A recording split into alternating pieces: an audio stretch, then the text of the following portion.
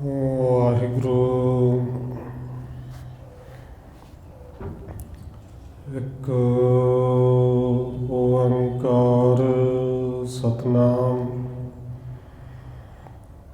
ਕਰਤਾ ਪੁਰਖ ਨਿਰਭਉ ਨਿਰਵੈਰ ਅਕਾਲ ਮੂਰਤ ਅਜੂਨੀ ਸੈਭੰ ਗੁਰ ਪ੍ਰਸਾਦ। ਜਿਤਾ ਜਿਉ ਪਿੰਡ ਸਭ ਤੇਰਾ, ਤੂੰ ਅੰਤਰ ਜਾਮੀ ਪੁਰਖ ਭਗਵਾਨ। ਦਾਸਨ ਦਾਸ ਕਹਿ ਜਨ ਨਾਨਕ,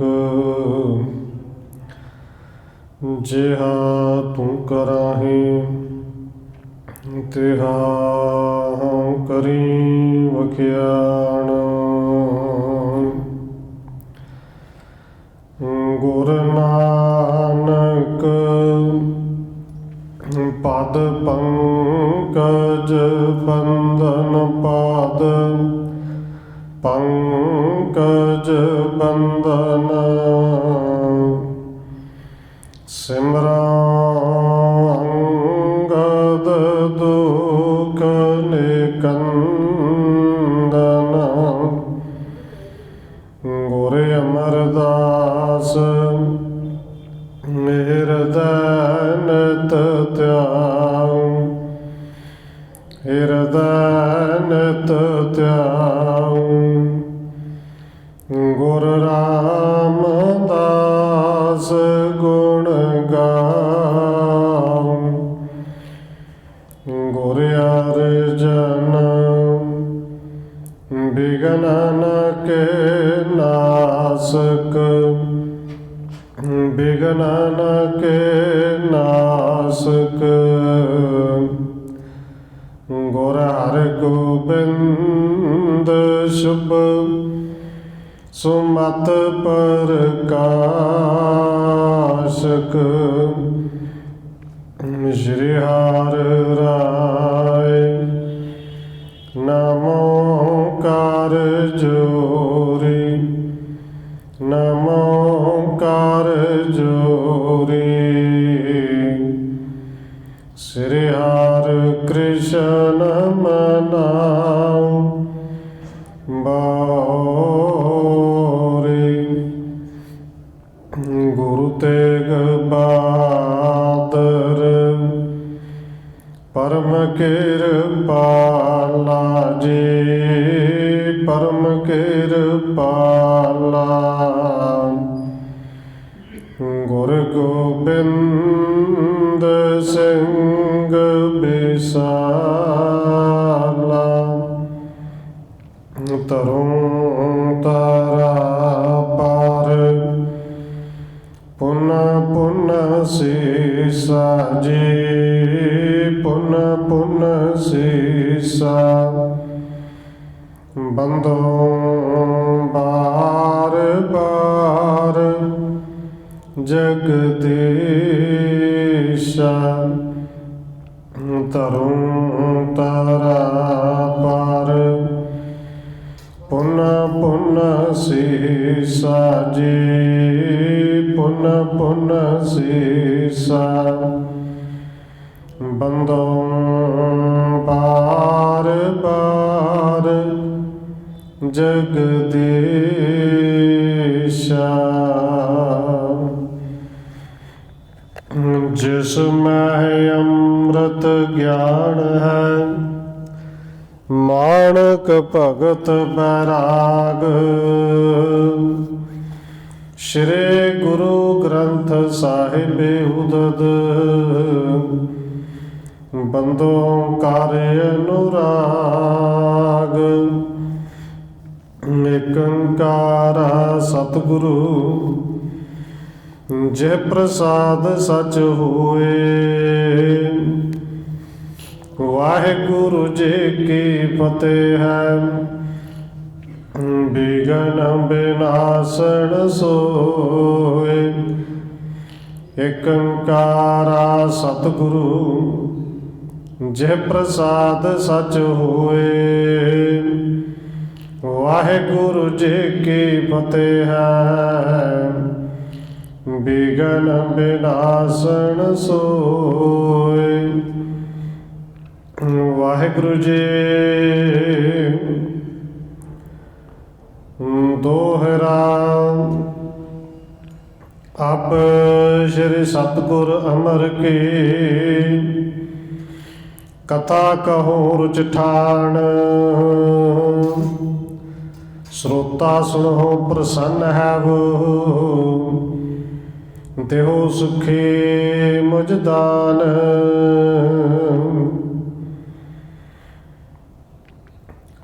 ਪਰਮ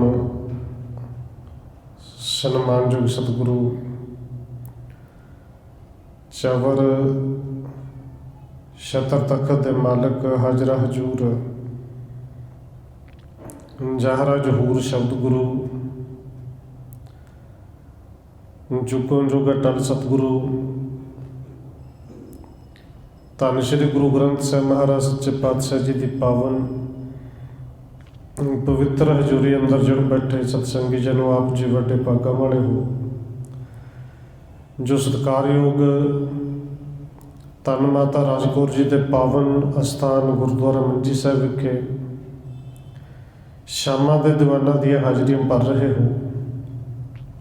ਆਓ ਰੋਜ਼ਾਨਾ ਦੀ ਤਰ੍ਹਾਂ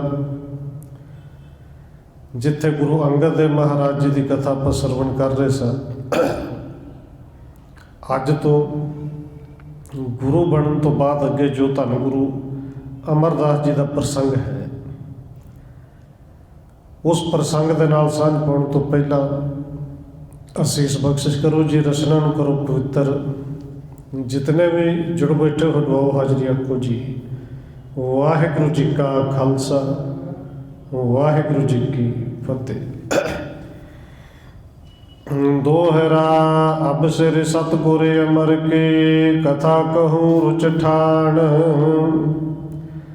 ਸਰੋਤਾ ਸੁਣੋ ਪ੍ਰਸੰਨ ਹੈ ਵੋ, ਦੇਹੋ ਸਿੱਖੇ ਮੁਝ ਦਾਨ।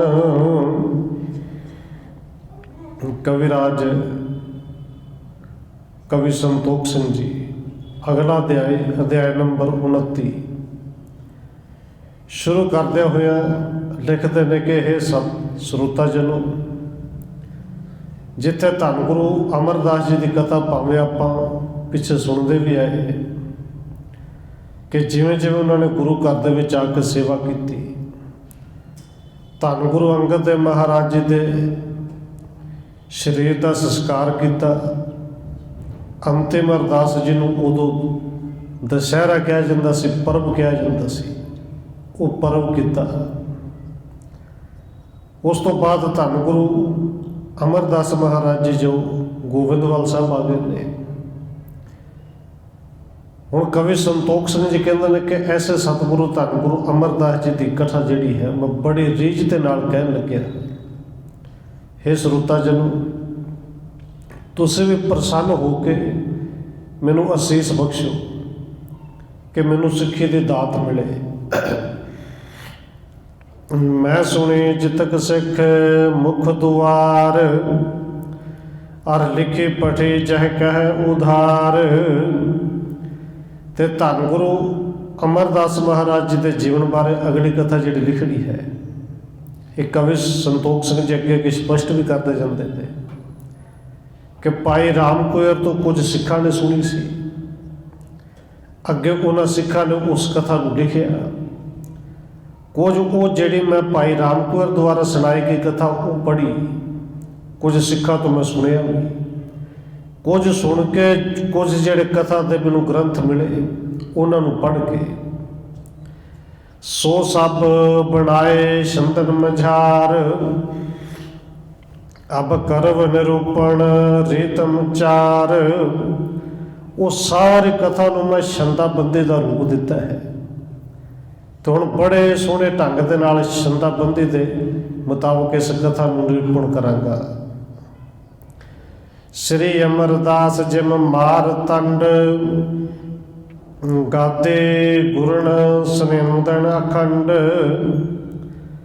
ਇੱਥੇ ਕਵੀ ਸੰਤੋਖ ਸਿੰਘ ਜੀ ਕਹਿੰਦੇ ਨੇ ਕਿ ਧੰਨ ਗੁਰੂ ਅਮਰਦਾਸ ਜੀ ਇਸ ਤਰ੍ਹਾਂ ਨੇ ਜਿਵੇਂ ਮਾਰਤੰਡ ਹੁੰਦਾ। ਮਾਰਤੰਡ ਕਹਿੰਦੇ ਨੇ ਸੂਰਜ ਨੂੰ,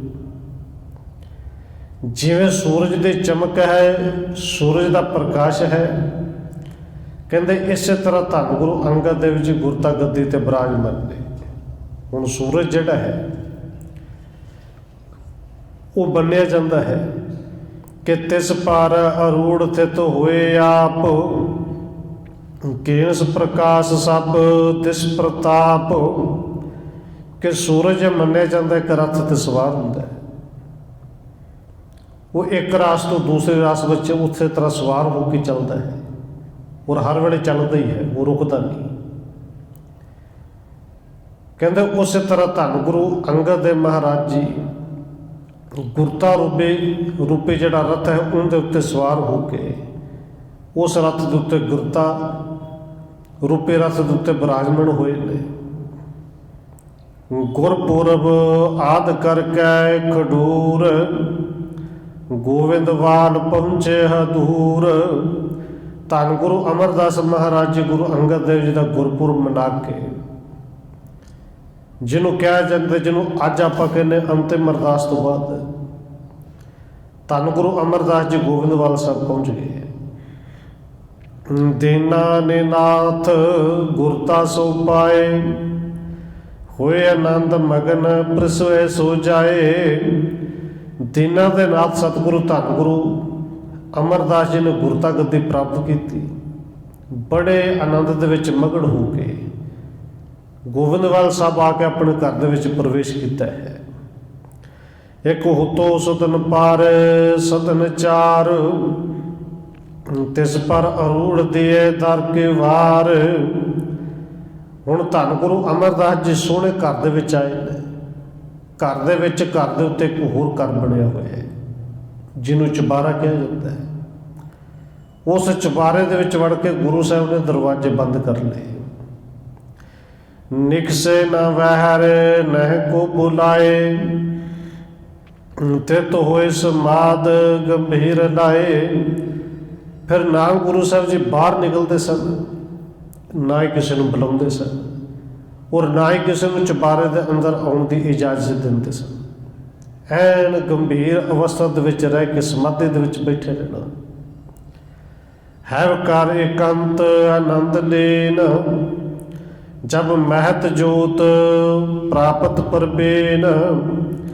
ਕਹਿੰਦੇ ਜਦੋਂ ਧੰਨ ਗੁਰੂ ਅਮਰਦਾਸ ਜੀ ਨੂੰ ਇਹ ਮਹਿਤ ਜੋਤ, ਧੰਨ ਗੁਰੂ ਨਾਨਕ ਸਾਹਿਬ ਜੀ ਦੀ ਜੋਤ ਮਿਲੀ, ਇਕਾਂਤ ਵਿੱਚ ਬੈਠ ਕੇ ਉਸ ਜੋਤ ਦਾ ਆਨੰਦ ਲੈਂਦੇ ਨੇ, ਉਸ ਜੋਤ ਵਿੱਚ ਲੀਨ ਹੁੰਦੇ ਨੇ।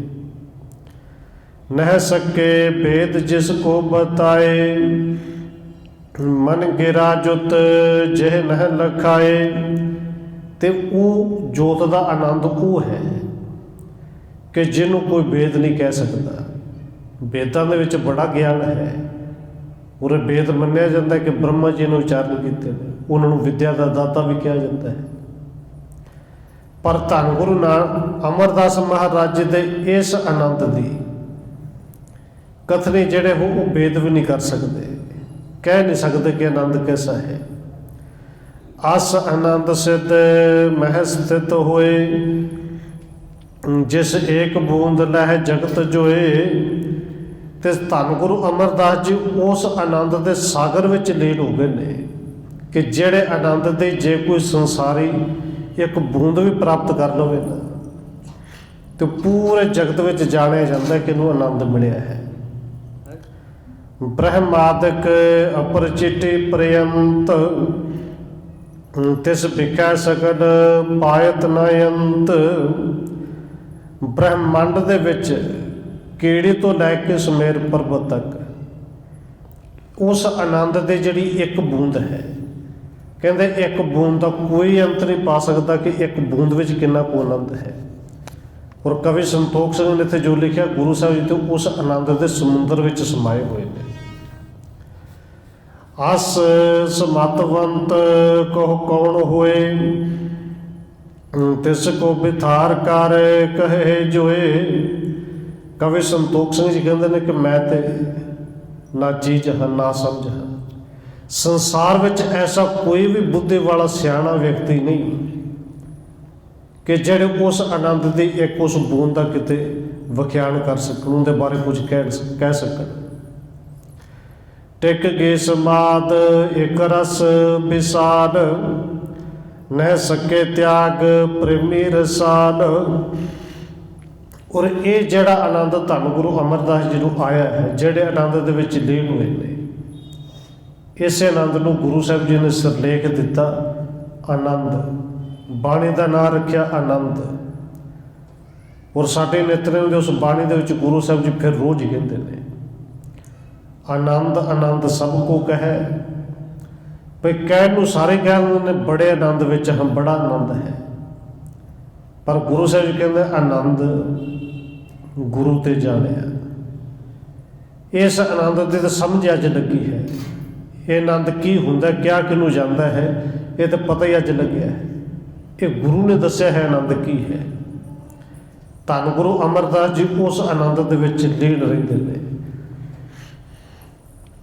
ਬਹੁ ਸਿੱਖ ਵਹਿਰ ਇਕੱਠੇ ਸੋ ਹੋਏ, ਚਿਤ ਚਾਹਤ ਦੇਖ ਬੇਦਰਸ ਸੋਏ। ਹੁਣ ਇੱਕ ਦਿਨ, 2 ਦਿਨ, 3, 4 ਦਿਨ ਲੰਘ ਗਏ। ਧੰਨ ਗੁਰੂ ਅਮਰਦਾਸ ਜੀ ਅੰਮ੍ਰਿਤ ਵੇਲੇ ਇਸ਼ਨਾਨ ਕਰਦੇ ਨੇ। ਬਸ ਸੋਚ ਇਸ਼ਨਾਨ ਕਰਨ ਤੋਂ ਬਾਅਦ ਫਿਰ ਚੁਬਾੜੇ ਤੇ ਚੜ੍ਹਦੇ ਨੇ, ਔਰ ਉਸ ਤੋਂ ਬਾਅਦ ਬਾਹਰ ਨਹੀਂ ਨਿਕਲਦੇ, ਦਰਵਾਜ਼ਾ ਖੋਲ੍ਹਦੇ ਨਹੀਂ। ਸਿੱਖ ਇਕੱਠੇ ਹੋ ਕੇ ਗੁਰੂ ਸਾਹਿਬ ਦੇ ਦਰਸ਼ਨ ਕਰਨੇ ਨੇ। ਅੰਦਰ ਜਿਹੜਾ ਹੈ ਉਹ ਚਾਹਨਾ ਵੱਧਦੀ ਹੈ ਕਿ ਗੁਰੂ ਸਾਹਿਬ ਦੇ ਦਰਸ਼ਨ ਕਰੀਏ। ਸੁਣ ਜਹਾਂ ਕਹਾਂ ਪੁਰ ਗ੍ਰਾਮ ਵਿੱਚ, ਚੱਲ ਆਏ ਦੇਖ ਬੇ ਊਚ ਨੀਚ। ਹੁਣ ਗੋਬਿੰਦਵਾਲ ਸਾਹਿਬ ਤੇ ਨਾਲ ਦੇ ਜਿੰਨੇ ਪਿੰਡ ਨੇ, ਜਿੱਥੇ ਜਿੱਥੇ ਕਿਤੇ ਨੇ ਸੁਣਿਆ ਕਿ ਧੰਨ ਗੁਰੂ ਅੰਗਦ ਦੇਵ ਮਹਾਰਾਜ ਜੀ ਦੀ ਜੋਤ ਹੁਣ ਗੋਬਿੰਦਵਾਲ ਸਾਹਿਬ ਜਗਦੀ ਹੈ। ਉਹ ਜੋਤ ਹੁਣ ਧੰਨ ਗੁਰੂ ਅਮਰਦਾਸ ਜੀ ਦੇ ਵਿੱਚ ਹੈ। ਧੰਨ ਗੁਰੂ ਨਾਨਕ ਸਾਹਿਬ ਜੀ ਦੀ ਉਸ ਜੋਤ ਦੇ ਦਰਸ਼ਨ ਕਰਨ ਵਾਸਤੇ ਚਾਹੇ ਦੁਨੀਆ ਦੇ ਲੋਕ ਕਿਸੇ ਨੂੰ ਨੀਚ ਕਹਿੰਦੇ ਸਨ, ਚਾਹੇ ਉੱਚ ਕਹਿੰਦੇ ਸਨ, ਦੁਨੀਆ ਦੀ ਨਜ਼ਰ 'ਚ ਉੱਚ ਨੀਚ ਹੈ। ਉਹ ਚਾਹੇ ਕੋਈ ਉੱਚ ਸੀ ਚਾਹੇ ਨੀਚ ਸੀ, ਸਾਰੇ ਦਰਸ਼ਨਾਂ ਵਾਸਤੇ ਹੁੰਦੇ ਨੇ। ਗਣ ਹੋਏ ਇਕੱਤਰ ਕਰਤੇ ਵਿਚਾਰ, ਗੁਰਦੇਹ ਦਰਸ ਤਿਮ ਕਰਹੁ ਢਾਰ। ਸਿੱਖ ਇਕੱਠੇ ਹੋਏ, ਆਪਸ ਵਿੱਚ ਇਕੱਠੇ ਹੋ ਕੇ ਵਿਚਾਰ ਕਰਨ ਲੱਗੇ ਕਿ ਜਿਸ ਢੰਗ ਦੇ ਨਾਲ ਗੁਰੂ ਸਾਹਿਬ ਦੇ ਦਰਸ਼ਨ ਕਰਨ, ਕੋਈ ਉਹ ਤਰਕੀਬ ਬਣਾਈਏ, ਕੋਈ ਤਰੀਕਾ, ਕੋਈ ਅਰਦਾਸ ਬੇਨਤੀ ਕਰੀਏ। ਇਨ ਕੋ ਨਾ ਬੈਠਿਓ ਬਣੇ ਐਸ, ਅਬ ਦੇਹ ਦਰਸ ਗੁਰ ਪ੍ਰਥਮ ਜੈਸ। ਜਿਹੜੀਆਂ ਸਿੱਖ ਸੰਗਤਾਂ ਦਰਸ਼ਨ ਕਰਨ ਵਾਸਤੇ ਹੁੰਦੀਆਂ ਨੇ, ਉਹ ਆਪਸ ਵਿੱਚ ਗੱਲਾਂ ਕਰਦੇ ਨੇ ਕਿ ਗੁਰੂ ਸਾਹਿਬ ਜੀ ਨੂੰ ਇਸ ਤਰ੍ਹਾਂ ਅੰਦਰ ਚੁਬਾਰੇ ਦੇ ਵਿੱਚ ਬੰਦ ਹੋ ਕੇ ਤੇ ਨਹੀਂ ਰਹਿਣਾ ਚਾਹੀਦਾ, ਅੰਦਰ ਵੜ ਕੇ ਤੇ ਨਹੀਂ ਬੈਠਣਾ ਚਾਹੀਦਾ। ਜਿਵੇਂ ਪਹਿਲਾਂ ਗੁਰੂ ਸਾਹਿਬ ਧੰਨ ਗੁਰੂ ਅੰਗਦ ਦੇਵ ਜੀ ਦਰਸ਼ਨ ਦਿੰਦੇ ਸਨ, ਇਹਨਾਂ ਨੂੰ ਵੀ ਦਰਸ਼ਨ ਦੇਣੇ ਚਾਹੀਦੇ ਨੇ।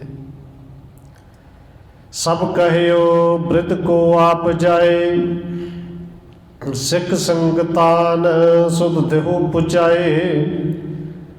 ਹੁਣ ਸਿੱਖਾਂ ਦੇ ਕੋਲ ਹੋਰ ਤੇ ਤਰੀਕਾ ਕੋਈ ਨਹੀਂ ਸੀ। ਸਾਰੇ ਇਕੱਠੇ ਹੋਏ ਬਾਬਾ ਬੁੱਢਾ ਸਾਹਿਬ ਜੀ ਦੇ ਕੋਲ ਗਏ ਕਿ ਧੰਨ ਬਾਬਾ ਬੁੱਢਾ ਸਾਹਿਬ ਜੀ ਨੇ ਕਿ ਧੰਨ ਗੁਰੂ ਅੰਗਦ ਦੇਵ ਜੀ ਨੂੰ ਪ੍ਰਗਟ ਕੀਤਾ ਸੀ। ਹੋਏ ਨਾ ਤੇ ਬਾਬਾ ਬੁੱਢਾ ਸਾਹਿਬ ਤੋਂ ਬਿਨਾਂ ਹੋਰ ਕੋਈ ਕੰਮ ਕਰ ਨਹੀਂ ਸਕਦਾ। ਜਾ ਕੇ ਬਾਬਾ ਬੁੱਢਾ ਸਾਹਿਬ ਜੀ ਕੋਲ ਬੇਨਤੀ ਕੀਤੀ ਕਿ ਬਾਬਾ ਜੀ ਗੁਰੂ ਸਾਹਿਬ ਜੀ ਕੋਲ ਸਾਡੀ ਖਬਰ ਤੇ ਪਹੁੰਚਾ ਦਿਓ, ਸੰਗਤਾਂ ਦਰਸ਼ਨ ਵਾਸਤੇ ਹੁੰਦੀਆਂ ਨੇ। ਹਿਤ ਦਰਸੇ ਆਣੇ ਇਕੱਠੇ ਬਿਲੰਦ, ਗਣ ਸਮ ਚਪੂਰ ਚਿਤ ਚਹਿਤ ਚੰਦ। ਆ ਦੇਖੋ ਬਾਬਾ ਜੀ ਬਾਹਰ ਸੰਗਤਾਂ ਦਾ ਇਕੱਠ ਕਿੰਨਾ ਹੈ, ਕਿੰਨੀ ਭੀੜ, ਸਾਰੇ ਦਰਸ਼ਨ ਕਰਨ ਵਾਸਤੇ ਆਏ ਨੇ। ਸਾਰੇ ਇਸ ਤਰ੍ਹਾਂ ਦੇ ਦਰਸ਼ਨ, ਅੱਖਾਂ ਟਿਕਾਈਆਂ ਨੇ ਜਿਵੇਂ ਇੱਕ ਚਕੋਰ ਚੰਦਰਮਾ ਤੇ ਟਿਕਾਉਂਦੀ ਹੈ। ਸੁਣ ਕਹਿਓ ਬ੍ਰਿਧ ਸਭ ਲਖਣ ਹਾਰ, ਲੇਹ ਜਾਣ ਮਨ ਕੀ ਬਿਨ ਉਚਾਰ। ਔਰ ਸਿੱਖਾਂ ਨੂੰ ਇੰਨਾ ਭਰੋਸਾ ਤੇ ਕਿ ਜਿੱਥੇ ਬਾਬਾ ਬੁੱਢਾ ਸਾਹਿਬ ਜੀ ਖੜੇ ਹੋ ਜਾਣ, ਹਰ ਸਮੱਸਿਆ ਦਾ ਹੱਲ ਹੁੰਦਾ ਹੈ। ਔਰ ਇਹਨਾਂ ਨੂੰ ਪਤਾ ਸੀ ਬਾਬਾ ਬੁੱਢਾ ਸਾਹਿਬ ਜੀ ਆਪ ਬ੍ਰਹਮ ਗਿਆਨੀ ਨੇ, ਜੋ ਕੁਝ ਮੁਖ ਤੋਂ ਕਹਿ ਦੇਣਾ ਉਹ ਵੀ ਸੱਚ ਹੋਣਾ ਹੈ।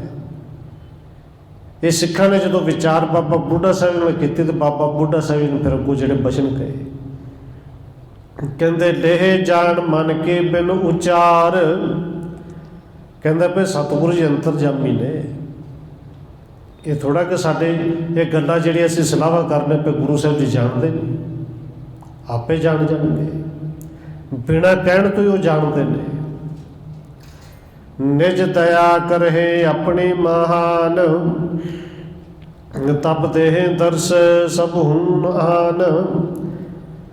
ਬਾਬਾ ਬੁੱਢਾ ਸਾਹਿਬ ਜੀ ਕਹਿੰਦੇ ਨੇ ਭਾਈ ਸਿੱਖੋ ਭਰਾਵੋ ਆਪੇ ਆਪਣੀ ਕਿਰਪਾ ਕਰਨਗੇ, ਦਇਆ ਕਰਨਗੇ, ਆ ਕੇ ਸਿੱਖ ਸੰਗਤਾਂ ਨੂੰ ਦਰਸ਼ਨ ਦੇਣਗੇ। ਜਦੋਂ ਉਹ ਜਾਣ ਲੈਣਗੇ, ਜਦੋਂ ਉਹਨਾਂ ਨੂੰ ਚੰਗਾ ਲੱਗੇਗਾ, ਰਜਾ ਹੋਏਗੀ ਕਿ ਦਰਸ਼ਨ ਦੇਣੇ ਨੂੰ ਉਹ ਆ ਜਾਣਗੇ। ਸੁਣ ਰਹੇ ਠਟਕ ਕਹਿ ਸਕੇ ਨਾ ਕੋਏ, ਦਿਨ ਪ੍ਰਤੇ ਚਾਹ ਚਿਤ ਚੌਗਣ ਹੋਏ। ਹੁਣ ਬਾਬਾ ਬੁੱਢਾ ਸਾਹਿਬ ਜੀ ਦੇ ਬੋਲ ਸੁਣ ਕੇ ਜਿਹੜੇ ਸਿੱਖ ਆ ਕੇ ਬੇਨਤੀ ਕਰਨ ਆਏ ਸਨ ਉਹ ਸਾਰੇ ਠਠੰਬਰ ਗਏ ਕਿ ਦੁਬਾਰਾ ਅੱਗੋਂ ਕੋਈ ਗੱਲ ਵੀ ਨਾ ਆਈ। ਤੇ ਇਹ ਵੀ ਪਤਾ ਸੀ ਕਿ ਜੇ ਦੁਬਾਰੇ ਜ਼ੋਰ ਦੇ ਕੇ ਗਿਆ ਤੇ ਬਾਬਾ ਬੁੱਢਾ ਸਾਹਿਬ ਜੀ ਦੇ ਮੁਖ ਤੋਂ ਕੋਈ ਬੋਲ ਹੋਰ ਤਰ੍ਹਾਂ ਦਾ ਨਿਕਲ ਗਿਆ ਜਿਹੜਾ ਸਾਡੇ ਲਈ ਦੁਖਦਾਈ ਹੋ ਜੇ ਕਿ ਜੇ ਬਾਬਾ ਬੁੱਢਾ ਸਾਹਿਬ ਜੀ ਨੇ ਕਿਹਾ ਠੀਕ ਹੀ ਗਿਆ ਹੋਣਾ। ਸਾਰੇ ਠਠੰਬਰ ਗਏ, ਕੋਈ ਕੁਝ ਨਹੀਂ, ਕੋਈ ਬੋਲ ਹੀ ਨਹੀਂ ਸਕਿਆ, ਕੁਝ ਕਹਿ ਹੀ ਨਹੀਂ ਸਕਿਆ। ਪਰ ਅੰਦਰ ਜਿਹੜੇ ਦਰਸ਼ਨਾਂ ਦੀ ਚਾਹਤ ਸੀ ਉਹ ਹੋਰ ਦੁਗਣੀ ਚੌਗਣੀ ਹੋ ਗਈ। ਸਿੱਖ ਸਕਲ ਮਹਾ ਉਕਲਾਏ ਪੂਰ, ਕਬ ਦੇਹ ਦਰਸ ਗੁਰ ਇਸ਼ਪੂਰ। ਸਿੱਖਾਂ ਦੇ ਜਿਹੜੀ ਵਿਆਕੁਲਤਾ ਵੱਧਦੀ ਜਾਂਦੀ ਹੈ ਕਿ ਗੁਰੂ ਸਾਹਿਬ ਜੀ ਕਦੋਂ ਬਾਹਰ ਆਉਣਗੇ, ਕਦੋਂ ਦਰਸ਼ਨ ਦੇਣਗੇ, ਕਦੋਂ ਸਾਡੀਆਂ ਇਛਾਵਾਂ ਪੂਰੀਆਂ ਕਰਨਗੇ। ਜਿਮ ਸੁਵਾਤ ਬੂੰਦ ਚਾਤਰਕ ਪਿਪਾਸ, ਚਕਵਾ ਨਾ ਚਾਹੇ ਸੂਰਜ ਪ੍ਰਕਾਸ਼। ਹੁਣ ਸਿੱਖਾਂ ਦੇ ਦਰਸ਼ਨਾਂ ਦੇ ਜਿਹੜੀ ਪਿਆਸ ਹੈ, ਕਵੀ ਸੰਤੋਖ ਸਿੰਘ ਜੀ ਉਦਾਹਰਨ ਦਿੰਦੇ ਨੇ, ਉਹ ਇਸ ਤਰ੍ਹਾਂ ਦੀ ਹੈ ਜਿਵੇਂ ਇੱਕ ਬਬੇਹੇ ਦੇ ਸਵੰਤੇ ਬੂੰਦ ਦੇ ਨਾਲ ਹੈ ਕਿ ਜਦੋਂ ਤੱਕ ਬੂੰਦ ਮੂੰਹ ਦੇ ਵਿੱਚ ਨਾ ਪਵੇ ਪਿਆਸ ਬੁਝਣੀ ਨਹੀਂ। ਉਹ ਦਰਸ਼ਨਾਂ ਦੇ ਪਿਆਸ ਇਵੇਂ ਦੀ ਹੈ ਜਿਵੇਂ ਚਕਵਾ ਬਿਲਕੁਲ ਨਹੀਂ ਚਾਹੁੰਦਾ ਕਿ ਸੂਰਜ ਨਿਕਲੇ, ਇਵੇਂ ਸਿੱਖ ਬਿਲਕੁਲ ਨਹੀਂ ਚਾਹੁੰਦੇ ਕਿ ਗੁਰੂ ਸਾਹਿਬ ਜੀ ਚੁਬਾਰੇ ਦੇ ਵਿੱਚ ਰਹਿਣ। ਪਤ ਬਰਤਾ ਤੁਰਨ ਪਤ ਕੇ ਬਿਯੋਗ, ਜਿਮ ਮਹਾ ਕਸ਼ਟ ਤੇ ਚਾਹੇ ਸੰਜੋਗ। ਕਹਿੰਦੇ ਸਿੱਖਾਂ ਦੇ ਅੰਦਰ ਮਿਲਣ ਦੀ ਚਾਹਤ ਇਵੇਂ ਦੀ ਹੈ ਜਿਵੇਂ ਇੱਕ ਪਤੀ ਬਰਤਾ, ਧਰਮ ਪਤੀ ਪ੍ਰਤਾ ਜਿੰਦਾ ਹੋਵੇ ਔਰ ਪਰਪੱਕ ਇਸਤਰੀ ਹੋਵੇ, ਉਹ ਆਪਣੇ ਪਤੀ ਦੇ ਵਿਯੋਗ ਦੇ ਵਿੱਚ ਬੜੀ ਦੁਖੀ ਹੁੰਦੀ ਹੈ ਔਰ ਉਦੋਂ ਤੱਕ ਦੁੱਖ ਦੂਰ ਨਹੀਂ ਹੁੰਦਾ ਜਦੋਂ ਤੱਕ ਮਿਲਾਪ ਨਾ ਹੋਵੇ। ਇਸੇ ਤਰ੍ਹਾਂ ਸਿੱਖ ਅੰਦਰੋਂ ਦੁਖੀ ਨੇ, ਵਿਰਾਗ ਦੇ ਵਿੱਚ ਨੇ। ਨਹਿ ਕੋ ਜਬ ਕਹਿ ਸਕੈ ਕੀਨਸ ਅਪਰ ਉਪਾਏ। ਕਹਿੰਦੇ ਜਦੋਂ ਬਾਬਾ ਬੁੱਢਾ ਸਾਹਿਬ ਨੂੰ ਅੱਗੋਂ ਕੋਈ ਹੋਰ ਕੁਝ ਨਹੀਂ ਕਹਿ ਸਕਿਆ, ਇੱਕ ਦਿਨ ਹੋਰ ਲੰਘ ਗਿਆ, 2 ਦਿਨ ਲੰਘ ਗਏ, ਫਿਰ ਸਿੱਖਾਂ ਨੇ ਇੱਕ ਹੋਰ ਉਪਾਅ ਕੀਤਾ। ਇੱਕ ਸੇਵਕ ਬੱਲੂ ਹੁਤੋ ਸੋ ਗੁਰ ਸੇਵਕ ਮਾਏ। ਇੱਕ ਸਿੱਖ ਹੈ ਜਿਹਦਾ ਨਾਮ ਭਾਈ ਬੱਲੂ ਹੈ, ਉਹ ਧੰਨ ਗੁਰੂ ਅਮਰਦਾਸ ਜੀ ਦੀ ਹਰ ਇੱਕ ਤਰ੍ਹਾਂ ਦੀ ਸੇਵਾ ਕਰਦਾ ਹੈ। ਗੁਰੂ ਸਾਹਿਬ ਜੀ ਚੁਬਾਰੇ ਵਿੱਚ ਨੇ ਇਕੱਲਾ ਭਾਈ ਬੱਲੂ ਅੰਦਰ ਜਾਂਦਾ ਹੈ ਕਿ ਜਲ ਪੜ ਜਿੰਨਾ ਵੀ ਥੋੜ੍ਹਾ ਬਹੁਤ ਛਕਦੇ ਨੇ ਭਾਈ ਬੱਲੂ ਜੀ ਆਪ ਛਕਾਉਂਦੇ ਨੇ। ਬੱਲੂ ਤੇ ਨਿਤ ਪ੍ਰਤ ਸਭ ਸੇਵਾ, ਹੋਏ ਪ੍ਰਸੰਨ ਸਤਿਗੁਰੂ ਕਰਵਾਏ। ਭਾਈ ਬੱਲੂ ਜੀ ਸੇਵਾ ਕਰਦੇ ਨੇ ਔਰ ਧੰਨ ਗੁਰੂ ਅਮਰਦਾਸ ਜੀ ਭਾਈ ਬੱਲੂ ਜੀ ਦੀ ਸੇਵਾ ਤੋਂ ਬੜੇ ਪ੍ਰਸੰਨ ਹੁੰਦੇ ਨੇ।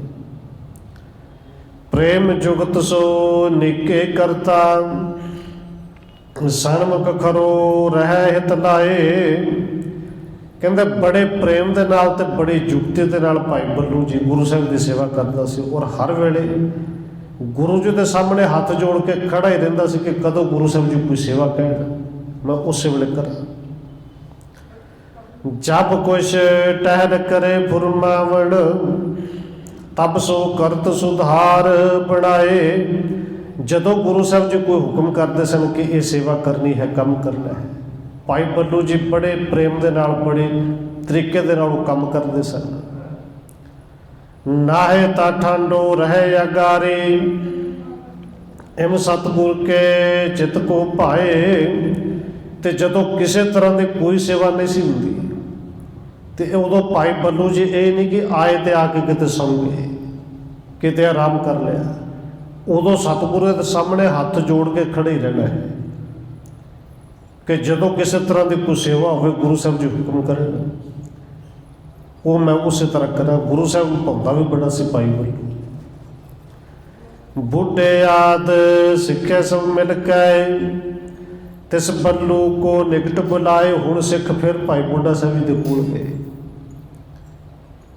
ਕਿ ਬਾਬਾ ਬੁੱਢਾ ਜੀ 6-7 ਦਿਨ ਹੋ ਗਏ ਨੇ, ਗੁਰੂ ਸਾਹਿਬ ਜੀ ਹਜੇ ਵੀ ਨਹੀਂ ਆਏ। ਤੇ ਕਿਉਂ ਨਾ ਭਾਈ ਬੱਲੂ ਨੂੰ ਇਹ ਕਹੀਏ। ਭਾਈ ਬੱਲੂ ਜੀ ਗੁਰੂ ਸਾਹਿਬ ਜੀ ਦੇ ਕੋਲ ਰੋਜ਼ ਜਾਂਦੇ ਨੇ, ਉਹਨਾਂ ਦੇ ਚਰਨਾਂ ਵਿੱਚ ਰਹਿੰਦੇ ਨੇ।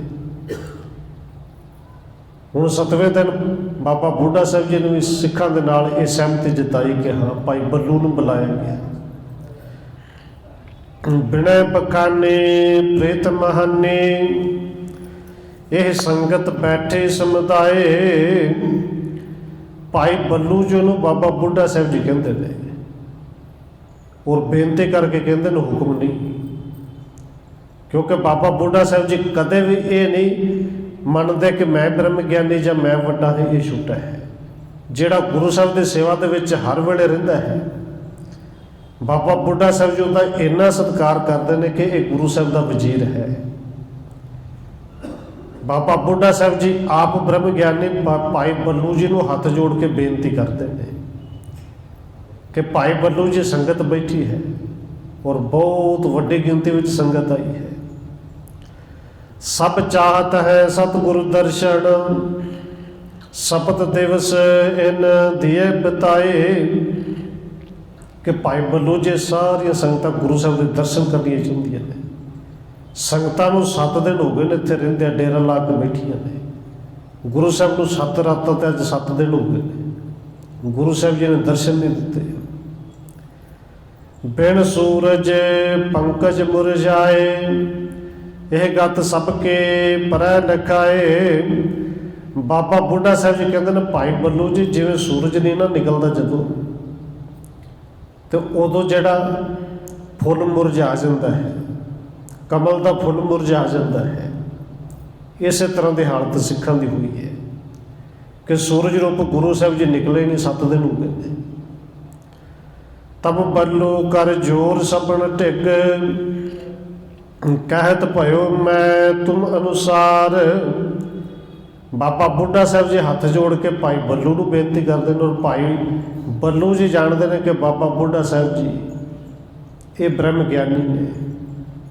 ਭਾਈ ਬੱਲੂ ਜੀ ਕੁਝ ਆਪਣੇ ਆਪ ਨੂੰ ਸ਼ਰਮਸਾਰ ਵੀ ਮਹਿਸੂਸ ਕਰਦੇ ਨੇ, ਹੱਥ ਵੀ ਜੋੜਦੇ ਨੇ ਔਰ ਹੱਥ ਜੋੜ ਕੇ ਕਹਿੰਦੇ ਨੇ ਬਾਬਾ ਬੁੱਢਾ ਜੀ ਸਾਰੇ ਸਿੱਖਾਂ ਨੂੰ ਕਹਿੰਦੇ ਨੇ ਮੈਂ ਤਾਂ ਤੁਹਾਡੇ ਅਨੁਸਾਰ ਹਾਂ, ਤੁਹਾਡੀ ਆਗਿਆ ਦੇ ਵਿੱਚ ਹਾਂ।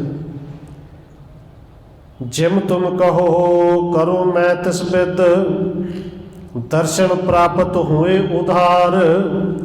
ਕਿ ਮੈਨੂੰ ਤਾਂ ਜਿਵੇਂ ਤੁਸੀਂ ਕਹੋ ਮੈਂ ਕਰਨਾ ਕੀ, ਮੈਨੂੰ ਦੱਸੋ। ਮੈਂ ਤਾਂ ਸੰਗਤਾਂ ਦਾ ਹੁਕਮ ਮੰਨਣ ਲਈ ਤਿਆਰ ਹਾਂ ਕਿ ਗੁਰੂ ਸਾਹਿਬ ਦੇ ਦਰਸ਼ਨ ਆਪ ਜੀ ਨੂੰ ਹੋ ਜਾਣ, ਉਹਦੇ ਵਾਸਤੇ ਮੈਨੂੰ ਕੀ ਕਰਨਾ ਪਏਗਾ। ਅਰਜ ਗੁਜ਼ਾਰਣ ਪਰਉਪਕਾਰਣ ਇਸਤੇ ਨੇਕੇ ਔਰ ਨਕਾਰ।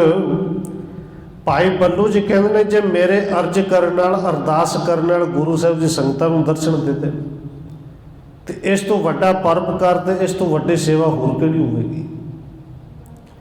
ਸਭ ਕੋ ਲੈ ਨਿਜ ਸੰਗ ਗਇਓ ਦਰ ਖਰੇ ਕਰੇ ਤਹ ਬਿਨੈ ਉਚਾਰ। ਤੇ ਜਦੋਂ ਭਾਈ ਬੱਲੂ ਜੀ ਨੂੰ ਕਿਹਾ ਜਾ ਕੇ ਤੁਸੀਂ ਅਰਦਾਸ ਕਰੋ, ਭਾਈ ਬੱਲੂ ਜੀ ਕਹਿੰਦੇ ਨੇ ਬਾਬਾ ਬੁੱਢਾ ਸਾਹਿਬ ਜੀ ਤੁਸੀਂ ਮੇਰੇ ਨਾਲ ਆਓ।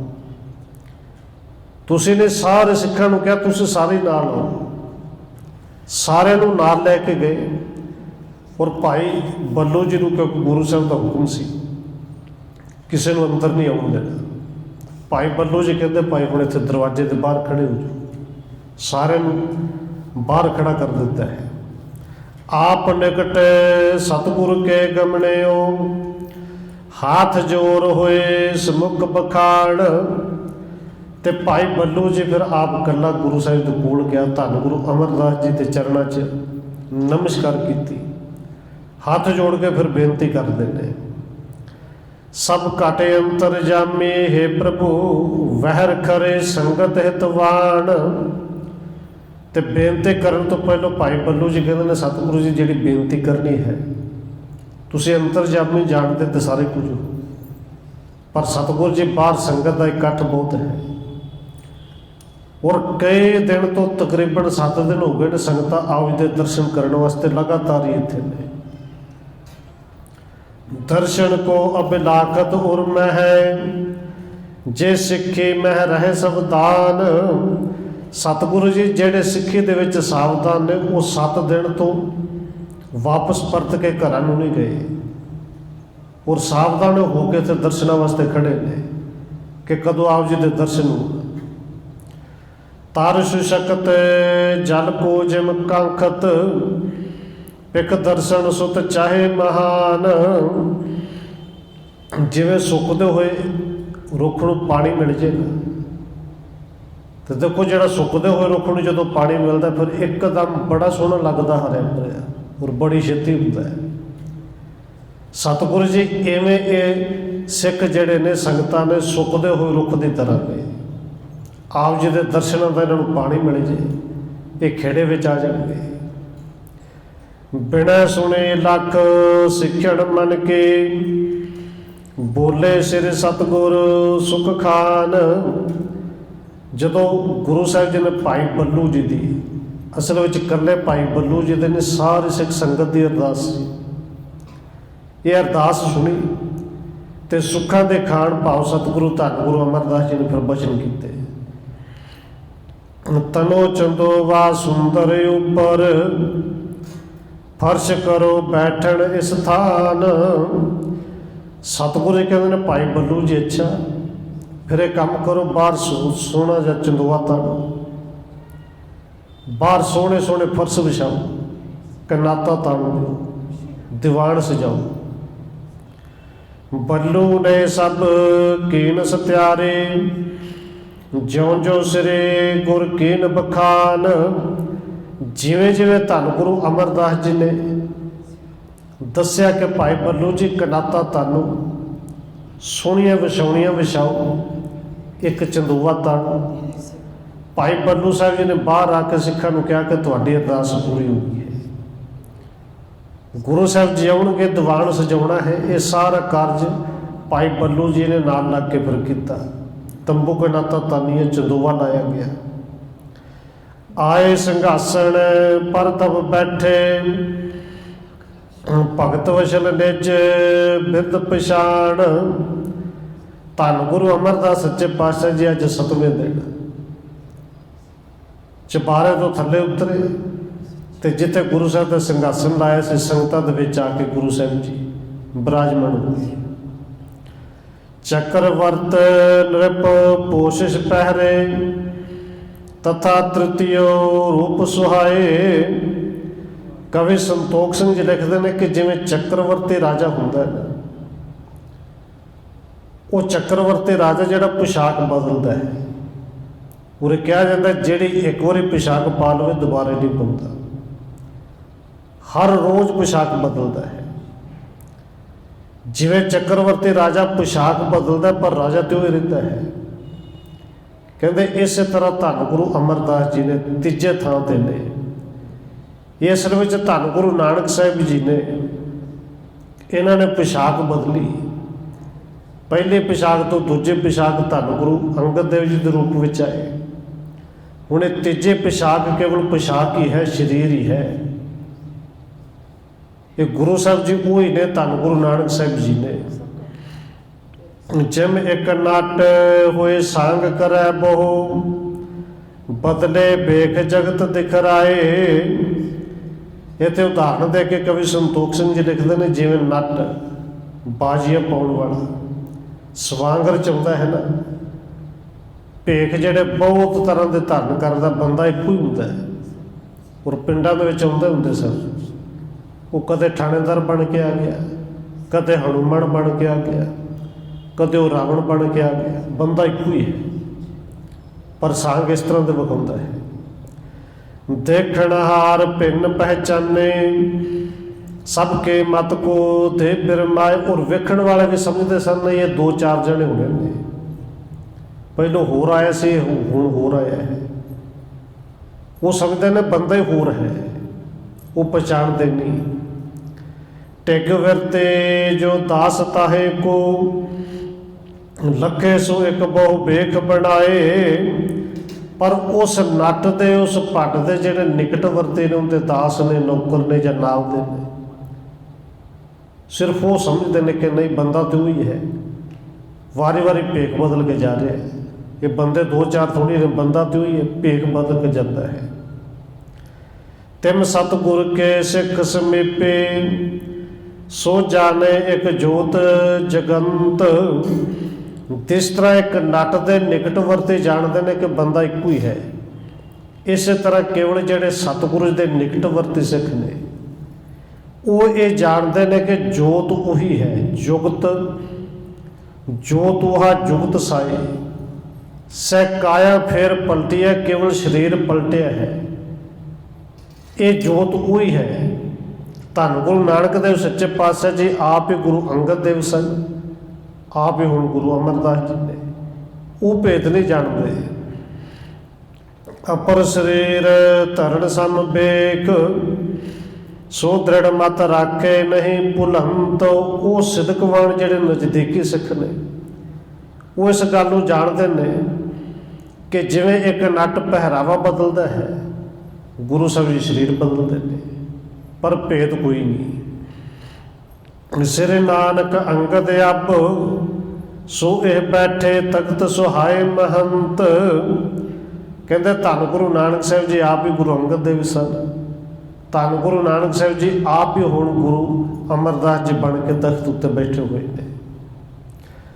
ਆਏ ਸਪਾਏ ਨਿਕਟ ਸਭ ਆਏ